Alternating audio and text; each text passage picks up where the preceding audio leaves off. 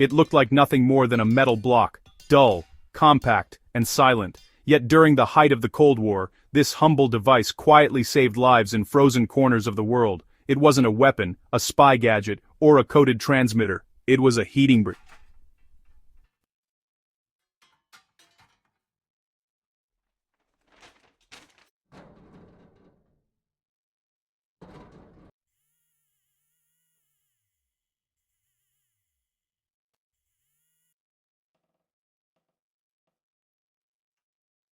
What no missile or machine could warm. When the Cold War began in the late 1940s, the world's frontiers shifted to places man had barely survived before. Nuclear early warning bases rose in Greenland and Siberia, radar lines stretched across Alaska, and submarines prowled under Arctic ice. Temperatures plunged below minus 40 degrees Celsius, fuel froze solid, and batteries died faster than messages could be sent. Men could survive nuclear fallout, perhaps, but not the cold. That's when engineers on both sides of the Iron Curtain were forced to invent something new. A small, portable, and utterly reliable heat source that could be carried into the most unforgiving environments. No flames, no fuel, no maintenance, just dependable heat. The result was what soldiers came to call the Cold War heating brick. Each brick was a palm-sized metal capsule filled with a material that defied the laws of freezing. Inside, hidden beneath steel or aluminum casing, lay a chemical compound known as a phase change material, most often sodium acetate trihydrate. When heated past 58 degrees Celsius, the substance melted into a liquid, storing thermal energy inside its crystalline bonds. Once activated, it slowly released that heat back as it solidified again, a process so efficient that a single brick could provide hours of warmth. Unlike kerosene stoves or chemical heat packs, the brick required no oxygen. It worked deep underwater, inside bunkers, and at the poles. It never leaked, never froze, and could be reused endlessly. A soldier could, charge it by placing it near an engine, fire, or boiling water, and it would stay ready until triggered.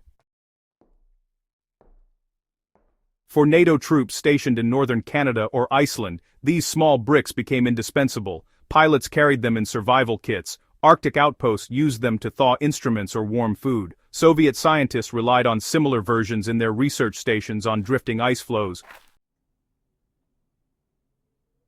In 1962, during Operation Cold Feet, a secret U.S. mission into an abandoned Soviet drift station, agents reportedly used portable heating units based on the same principle to protect delicate film reels from freezing. In the middle of nowhere, surrounded by nothing but ice and silence, warmth became the most valuable weapon of all.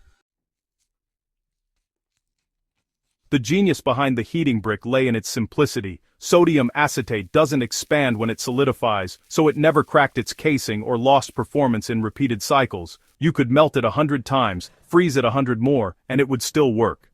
When crystallization began, often triggered by a tiny metal disc or seed crystal, the material released steady, radiant heat, around 50 to 60 degrees Celsius, for hours.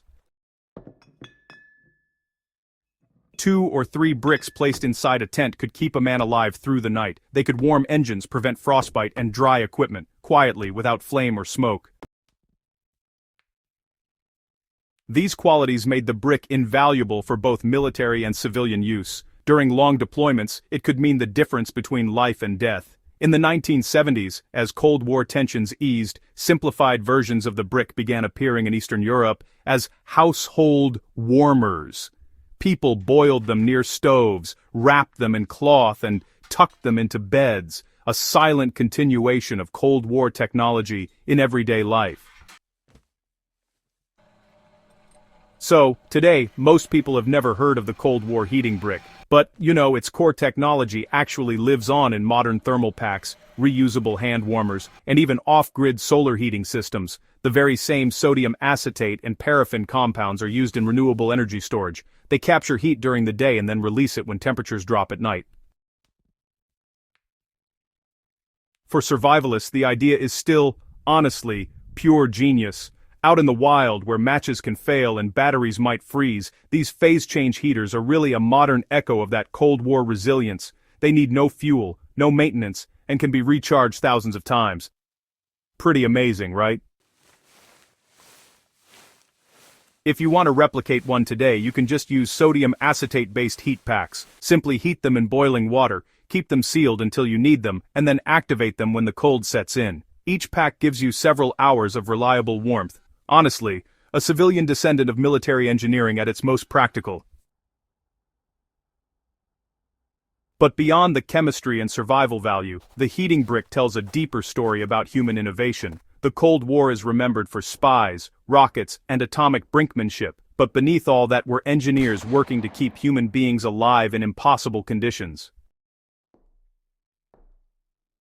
In those years, the battle for survival wasn't just ideological or technological, it was personal. Each side sought to prove its endurance, that its people could withstand the cold, the dark, and the isolation of a frozen planet. The heating brick became a symbol of that endurance, small, quiet, and enduringly effective. When historians look back, they often focus on what exploded or burned, but survival history is written in what endured, in the quiet inventions that never made headlines, yet changed everything. The Cold War heating brick is one of those silent revolutions. It reminds us that progress often comes not from complexity, but from elegance, from solving real human problems with simple, robust design. In the dead of Arctic winter, under skies glowing with aurora, these small metal blocks radiated a different kind of power. One nature is a barn insurbinsurban, sinet por stode designs. Per stode gespan ban barn. Overstordom a mans and banses dam. Science. Haberstan Dijksern. Necessity and the will to survive. So the next time you see a modern reusable heat pack or solar thermal battery, remember, its roots stretch back to an age when the world stood on the brink of destruction, and someone, somewhere decided that keeping a soldier warm was as important as keeping a missile cold.